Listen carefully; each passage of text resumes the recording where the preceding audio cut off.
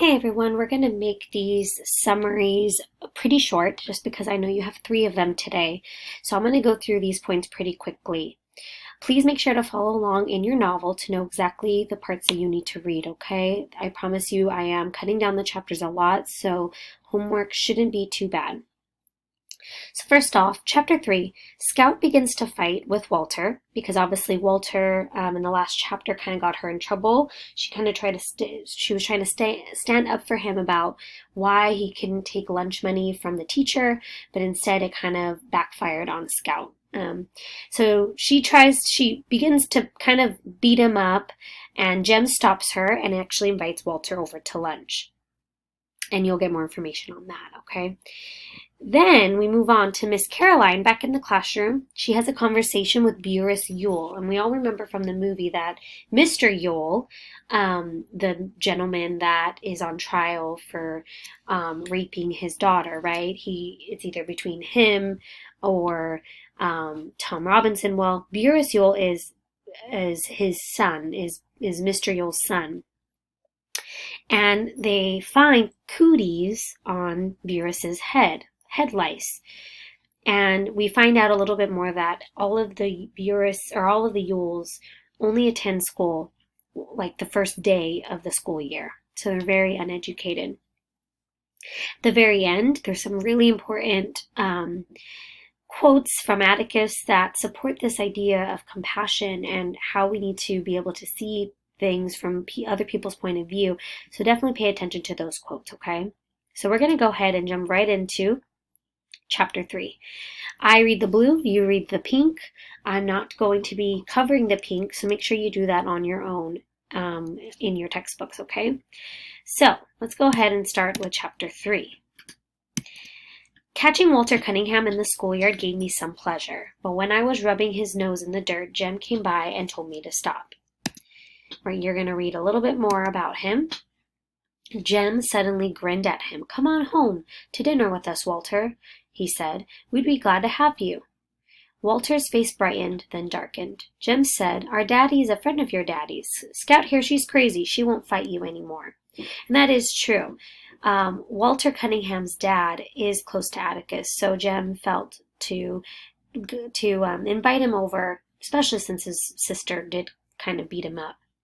So on their way home, they head to eat dinner together.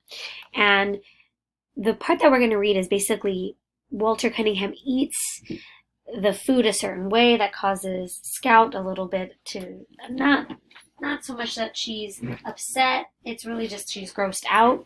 So let's read that together. Atticus summoned Calpurnia, who returned bearing the syrup pitcher. She stood waiting for Walter to help himself. Walter poured him syrup on his vegetables and meat with a generous hand. He would probably have poured it into his milk glass had I not asked what the Sam Hill he was doing. The silver saucer clattered when he replaced the pitcher, and he quickly put his hands in his lap. Then he ducked his head. Atticus shook his head at me again. But he's gone and drowned his dinner in syrup," I protested. "He's poured it all over." It was then that Calpurnia requested my presence in the kitchen. She was furious, and when she was furious, Calpurnia's grammar became erratic. When in tranquility, her grammar was as good as anybody's in Maycomb. Atticus said Calpurnia had more education than most colored folks. When she squinted down at me, the tiny lines around her eyes deepened.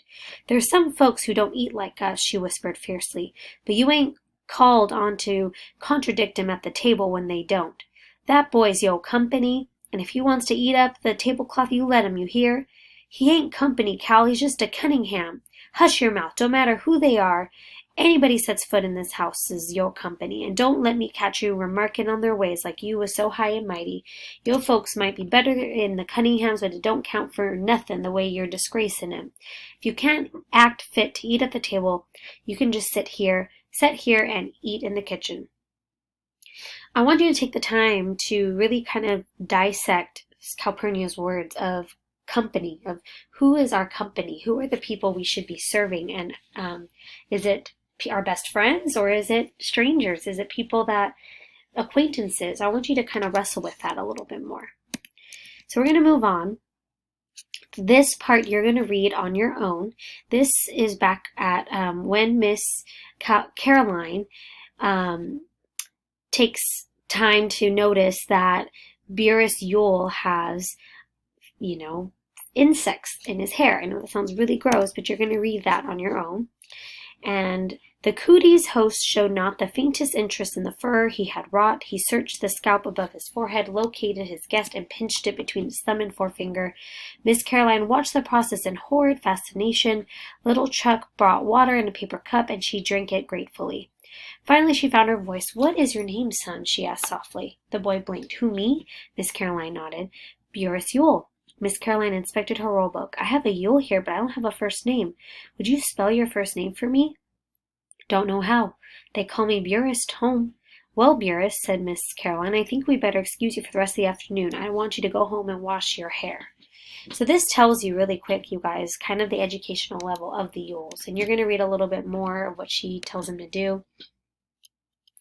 The boy stood up. He was the filthiest human I had ever seen. His neck was dark gray, the backs of his hands were rusty, and his fingernails were black deep into the quick. He peered at Miss Caroline from a fist-sized clean space on his face. No one had noticed him, probably because Miss Caroline and I had entertained the class most of the morning. "And Burris," said Miss Caroline, "please bathe yourself before you come back tomorrow." And this is where we find out that he is not coming back. Yules only go to the first day of school, and that's how we find out why they are so uneducated. So you're going to read up until this part. I'm going to skip even this blue for the sake of time. At the very end, the part that I was talking about Atticus, Scout gets pretty much upset and doesn't want to go back to school, and she talks to Atticus about her problem. And I love, and it's highlighted actually by my Kindle, it says, and this is his advice to her. "First of all," he said, "if you can learn a simple trick, Scout, you'll get along a lot better with all kinds of folks. You never really understand a person until you consider things from his point of view. Sir," and this is back to Atticus, "until you climb into his skin and walk around in it." Wow, that says a lot. I want you to sit with that and tell me what you think this means, and that will be one of the questions for homework. You're going to continue to read, and the last part that I want us to look at is this. Very important. What about Mr. Yule that you might have gotten might have captured in the movie but might not have is this. "It's against the law, all right," said my father, "and it's certainly bad. But when a man," and this is him referring to when hunting season is, that basically the Yules hunt whenever they want, all year long. And this is why. "It's certainly bad, but when a man spends his relief checks on green whiskey, his children have a way of crying from hunger pains.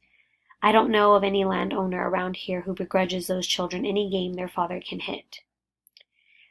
What do you think this means? I don't really want to explain. I want you to kind of sit with, what does it say about Mr. Yule? Why don't people fine him for hunting out of season, whereas everyone else has to follow this law, but he can break it? He spends his relief checks on green whiskey. His children have a way of crying from hunger pains. I want you to think about what that means, and hopefully that adds more depth of Mr. Yule's character and the person that he is. So you are going to read up into that point. I don't think I highlighted anything else in that chapter. There's only going to be very, very short questions for these chapters, since I know I'm giving you 3 chapters to do today, okay? So I hope this helps, and go ahead and read the next chapter.